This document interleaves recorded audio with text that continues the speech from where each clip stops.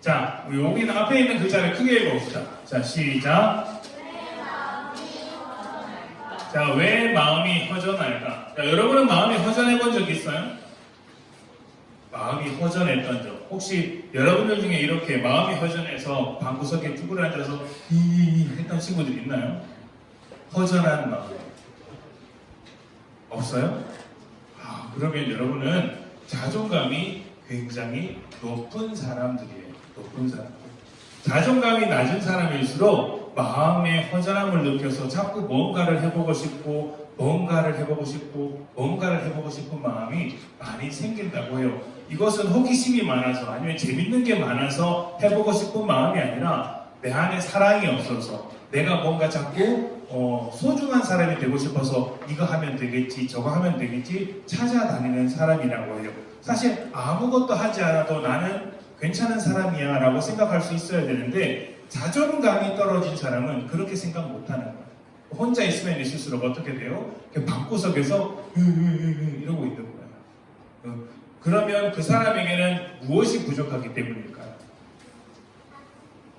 무엇이 부족하기 때문일까요? 자기를 사랑하는 마음이 부족하기 때문이겠죠. 어렸을 때부터 부모님에게 사랑을 많이 받지 못한 사람일수록 자존감이 낮다고 그래요. 특히 이제 부모님을 사고로 입원했다든지 잃어버렸다든지 그래서 혼자 자라야 했던 사람들일수록 더더욱 그렇다고 해요. 여러분은 부모님이 함께 계시지만 그럼에도 자존감을 갖지 못하는 사람들이 있는데 마음의 사랑이 채워지지 않았을 때 그렇다고 이야기를 합니다. 그런데 가만히 생각해보면 우리는 항상 사랑을 받고 싶은데 그 사랑이 채워지지 않을 때가 많아요. 친구들에게도 사랑을 받고 싶을 때가 많고 부모님은 물론 주변 많은 사람들에게 사랑을 받고 싶은 사람 마음이 참 많은데 세상에서 살다 보면 내가 사랑을 받고 있지만 부족하다고 느낄 때가 참 많아요. 왜 그럴까요? 왜 그럴까요? 오늘은 그 이야기에 대해서 한번 해보려고 합니다. 자, 하나님께서 세상을 창조하셨어요. 처음 세상을 창조하셨을 때 하나님은 사람의 손을 꼭 붙잡을 정도로 사람을 너무너무 사랑해 주셨어요. 뭐라고 하셨냐면 우리 말씀을 한번 읽어보겠습니다. 자, 요한일서 4장 16절인데요. 우리 큰 소리로 읽어보겠습니다. 시작. 이로써 우리는 하나님께서 우리를 위해 베푸신 그 사랑을 알 수 있고 그 사랑을 굳게 믿을 수 있습니다. 하나님은 사랑이십니다. 사랑 안에 사는 사람은 하나님 안에 사는 사람이며 하나님도 그 사람 안에 계십니다. 네. 하나님은 무엇이라고 이야기를 해요? 하나님을 뭐라고 이야기해요? 사랑이라고 이야기를 해요. 하나님은 사랑이다. 사랑이신 하나님께서 세상을 창조하셨으니까 그 세상 안에는 무엇이 가득하겠어요? 사랑이 가득한 게 당연하겠죠? 그러면 하나님께서 창조하신 사람은 무엇이 채워져야 되겠어요? 항상 사랑이 그 마음에 가득했어야 됐었어요. 그런데 우리 방금 자존감 이야기에서 보듯이 우리는 사랑이 부족하다고 느낄 때가 참 많아요.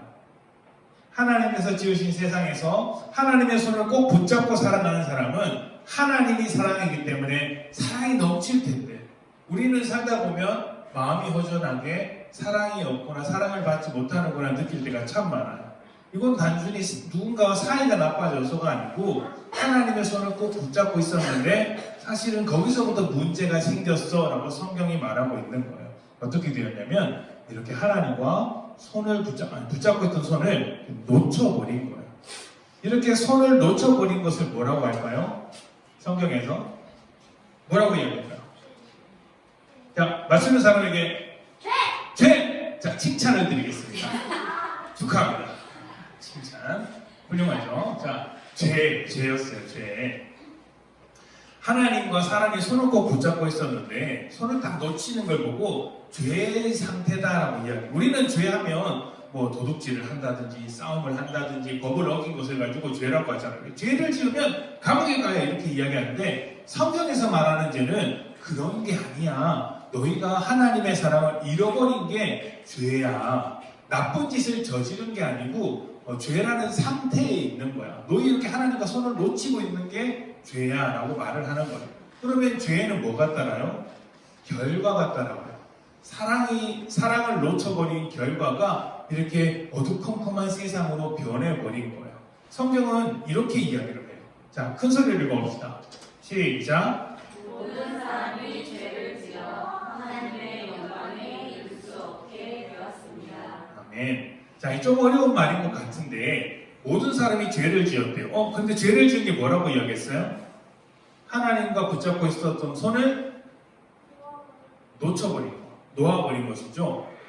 우리 친구들과 아니면 부모님과 손을 이렇게 붙잡고 막 걸어가다가 손을 딱 놓치면 어떤 기분이 들어요? 다시 잡고 싶고 우리 엄마 손 어디있지, 아빠 손 어디있지 이렇게 찾아가야 하는데 그 손을 잡을 수 없게 된 거예요. 그러니까 어떻게 돼요? 하나님의 영광에 이를 수 없게 되었다고 이야기하는데 하나님과 나누던 그 사랑의 관계가 끊어졌다라고 이야기를 해요. 그래서 세상이 이렇게 어두컴컴하게 된 거예요. 어두컴컴하게. 죄 때문이라고 이야기하죠. 죄는 우리의 삶을 무너지게 만들어요. 우리의 마음속에 무엇이 없어졌기 때문이에요? 하나님의 사랑이 없어졌기 때문에 우리가 다 이렇게 마음이 허전한 상태로 살게 되었다고 이야기를 해요. 그러면 이 죄를 해결하기 위해서 오신 분이 누구일까요? 누구죠? 예수님이죠. 예수님이 우리 가운데 짠 하고 나타나셔서 우리의 마음속에 하나님과 놓쳐버렸던 손을 이렇게 이어주셨어요. 예수님이 하나님의 손도 잡고 있고 누구의 손도 잡고 있어요? 사람의 손도 잡고 있고, 이거 사람의 손이에요. 사람의 손도 잡고 있는 거예요. 자, 이렇게 읽어봅시다. 자, 시작. 죄의 대가는 죽음이지만 하나님의 선물은 우리 주 예수 그리스도 안에 있는 영생입니다. 우리가 하나님의 손을 놓쳐버린 대가가 뭐예요? 죽음이라고 이야기해요. 죽음. 여러분, 죽음을 생각하면 어떤 마음이 들어요? 혹시 여러분 죽기 직전의 사람을 본 적 있어요? 본 적이 없죠? 목사님은 본 적이 있어요. 목사님은 이렇게 여러 사람을 찾아가서 기도도 하고 예배도 하고 하는데 한 번은 병원에 찾아간 적이 있었어요. 병원에 갔는데 그분이 큰 병에 걸려서, 아주 큰 암에 걸려서 얼마 살지 못한다는 거예요. 그래서 혹시나 그래도 치료되기를 바라면서 수술을 했는데 그 수술이 잘 안 돼서 정말 며칠 남지 않았다라고 하시는 거예요. 그래서 그분이 병원에서도 포기하고 집에 가서 마지막 생활을 지냈는데, 집에 가서 마지막 생활을 정리하기 며칠 전에 제가 가서 함께 예배하고 기도했던 제 적이 있어요. 그분이 뭐라고 말했냐면, 나 진짜 살고 싶어요. 나 너무 힘들어요. 나 빨리 낫고 싶어요. 라는 마음을 그때까지도 가지고 계셨어요. 그런데 그렇게 하고 일주일이 안 돼서 하나님 품으로 가셨거든요. 그러니까 죄의 결과가 죽음이다라고 이야기를 해요. 죽음이다. 죽음이 되면 모든 것을 잃어버려서 희망이 없고 소망이 없는 상태가 된단 말이죠. 죄, 하나님과 붙잡고 했던 손을 놓쳐버린 그 상태가 그런 상태가 되는 거야 라고 이야기를 해요. 여러분의 마음에 사랑이 없다고 생각해 보세요. 부모님께로부터 받는 사랑도 없어요. 친구들에게로부터 받는 사랑도 없어요. 아무것도 없어요. 그렇게 되면 어떻게 돼요? 진짜 죽은 것처럼 살아가게 돼요. 우리 방금 자존감이 떨어져서 방구석에서 꿍하니 있던 사람처럼 아무런 희망 없이 죽은 것 같은 마음으로 살게 돼요. 그런데 주님, 하나님의 선물을 주셨어요. 어떤 선물을 주셨어요? 예수 그리스도 안에 있는 영생. 죽음 반대말이 생명이잖아요. 예수님을 통해서 생명을 주신 거예요. 다시 말하면 죄가 해결되도록 해주셨다는 거예요. 자, 그래서 이렇게 말씀하세요. 우리 다 같이 읽어봅시다. 시작.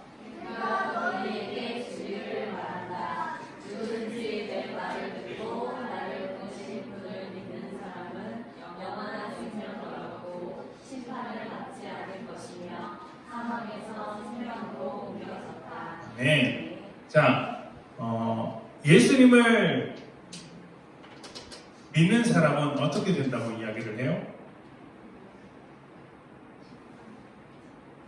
예수님께서 하시는 말씀이에요. 내가 너에게 진리를 말한다. 누구든지 내 말을 듣고 나를 보내신 분을 믿는 사람은, 하나님을 믿고 예수님을 믿는 사람은 어떻게 돼요?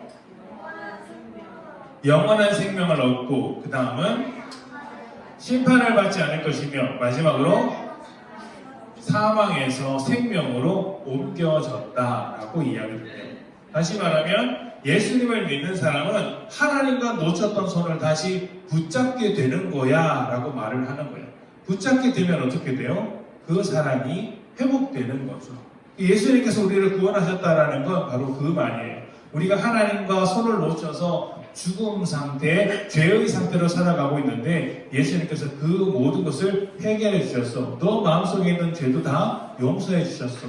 예수님을 믿는 자에게는 그러한 일이 벌어지는 거야 말씀하세요.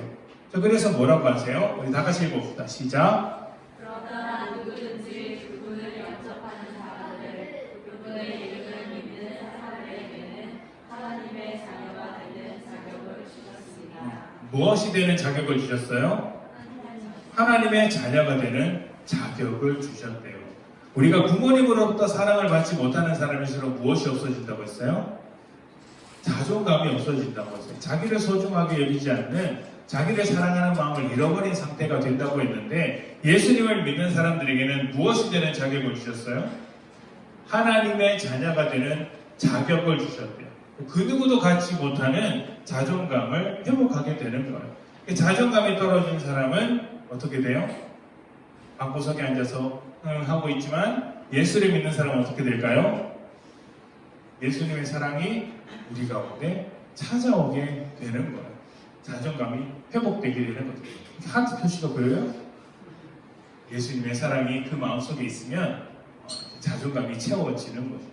하나님은 여러분을 사랑하기 때문에 여러분을 위해서 예수님을 보내셨어요. 예수님을 믿는 사람일수록 하나님의 사랑이 다가오는 거예요. 하나님의 자녀가 되는 권세를 누리게 되는 거예요. 여러분이 혼자 사는 것보다 부모님과 함께 살아가는 것이 나은 것처럼 하나님과 함께 살아가는 것이 더 복되다는 것을 잊지 않았으면 좋겠어요. 그리고 예수님을 믿는 마음을 가지고 세상의 가운데서 하나님의 자녀로 살아가기를 축복합니다.